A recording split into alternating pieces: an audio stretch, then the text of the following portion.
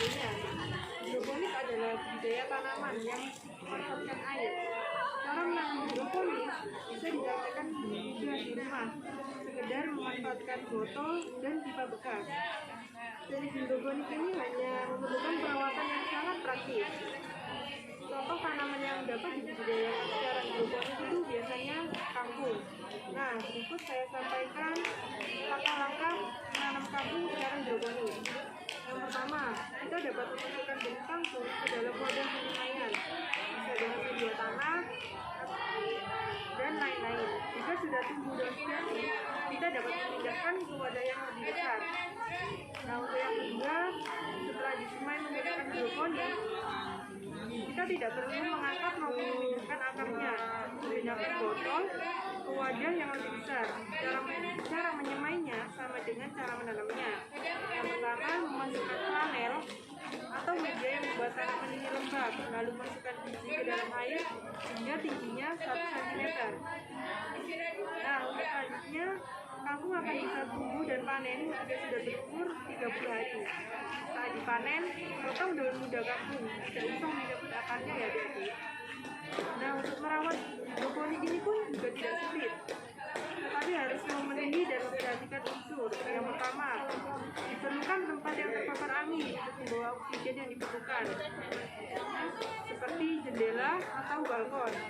Dan kita juga perlu menyiapkan pupuk cair, pupuk kimia atau pupuk alami, pupuk cair seperti kotoran kelinci. Selanjutnya, diberikan ruang pada tanaman agar tanaman dapat menerima sinar matahari. Tumbuhan yang dapat menerima sinar matahari akan lebih besar dan dapat tumbuh lebih baik.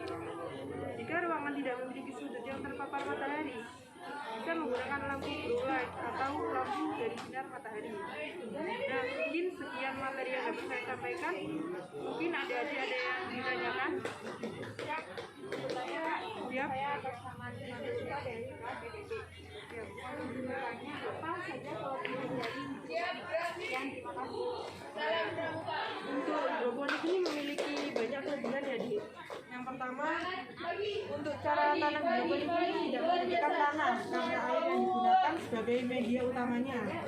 Yang kedua, juga tidak perlu banyak air, bukan lebih steril karena tidak ada tanah yang berceceran. Yang selanjutnya juga bebas dari hama yang sering muncul dari tanah dan juga cocok diterapkan di lahan sempit atau terbatas karena tidak membutuhkan pot yang besar atau tanah yang luas. Mungkin ada yang ditanyakan lagi? Ya, tidak. Nah, sekian materi yang dapat saya sampaikan. Mungkin lain kali jika ada waktu kita bisa praktik menanam kangkung secara hidroponik.